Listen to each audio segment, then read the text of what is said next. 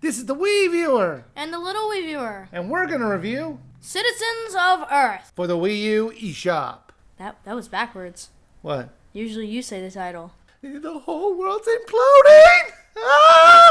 So this game is actually a Kickstarter game that failed, and Atlas took it over. They saw the whole concept and said, you know what, that'd be a good idea. A game kind of influenced by Earthbound. These designers actually took all the worst parts of Earthbound and improved upon it in this game. There is direct ripoffs from Earthbound in this game. So are you going to keep, saying that it exists, or are you going to actually go into detail about them? About the little homages to Earthbound? No, because you're going to have to see those things to believe it. Let's just say if you've played Earthbound before, you're going to be very familiar with something that happens in a police station.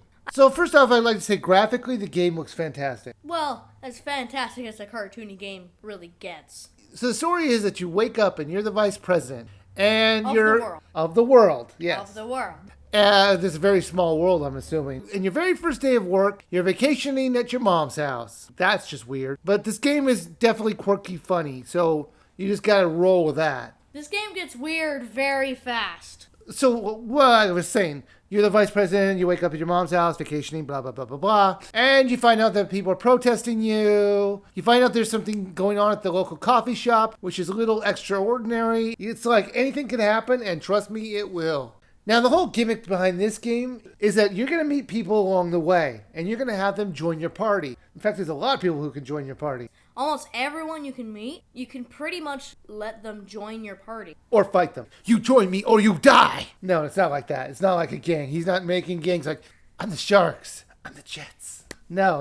It's nothing like that. Every one of these people that you meet are going to want you to do things for them. Yeah, and what I liked is that not only did every citizen was different in battle, because that's the whole point of recruiting citizens, so you can get more people to join in battle and maybe better people, but every person has a special skill. So, let's say the school mascot, which you meet fairly early on in the game, he can raise and lower the difficulty. If you hire him, or recruit him, you can raise and lower the difficulty at any time. And there's tons of characters like this. All you have to do is find him. You don't actually have to recruit him to do your thing. Yeah, you don't have to recruit anybody if you want to do their special skills. But if you want to unlock some of their deeper skills, like even harder difficulty or even easier difficulty, you're going to have to level them up. Now, that was one of the things that I thought was kind of cheap. It got to a point where it's like, this might as well just call them the citizens of the option menu, because he's drinking water right now. Do it! Spin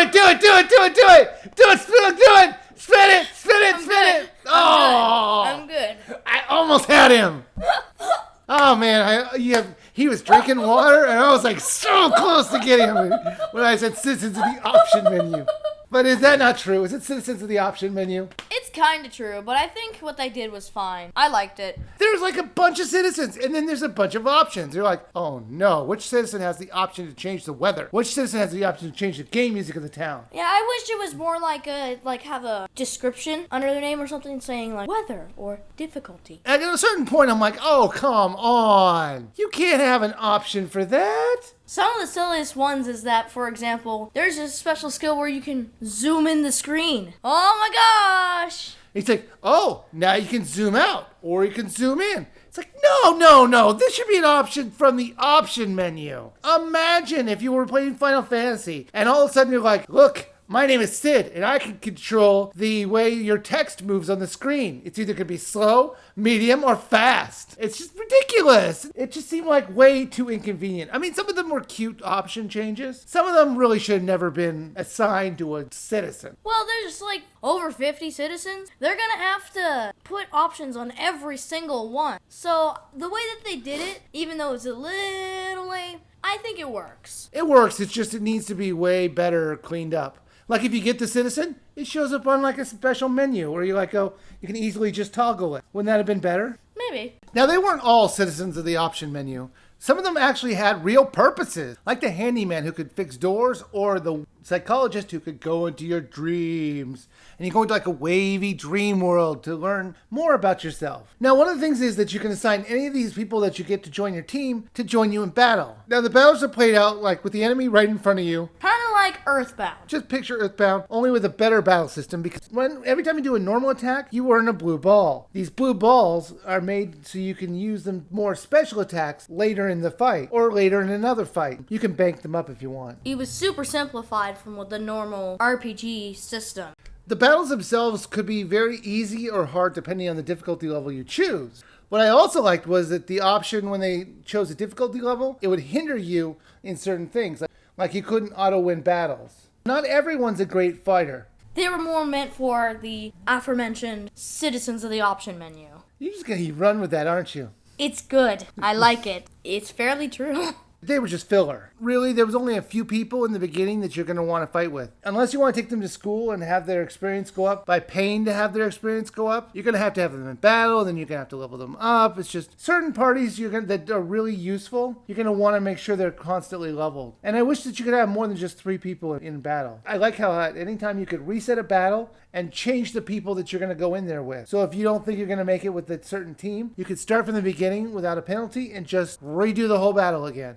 Some of the more negative things are that it's not always quite clear what you need to do. Now, I'm sure people are going to say, well, it says at the bottom of every loading screen what you're supposed to do. I'm like, no. Sometimes it's way too vague on what you need to do, especially in the later parts of the game. Now, the gamepad could be used as well. And unlike other games, they actually use the gamepad's touch features in the game if you choose to use them. You can battle it out with the touchpad, and without having to hit the A button, you can actually use the touchpad to decide what you want to do. I found using the controller easier anyway, so. Well, I used both. And see how you could do off-TV play at the same time? That was good as well. Plus, a good deal of the game is voice acted, and that always is a plus to me.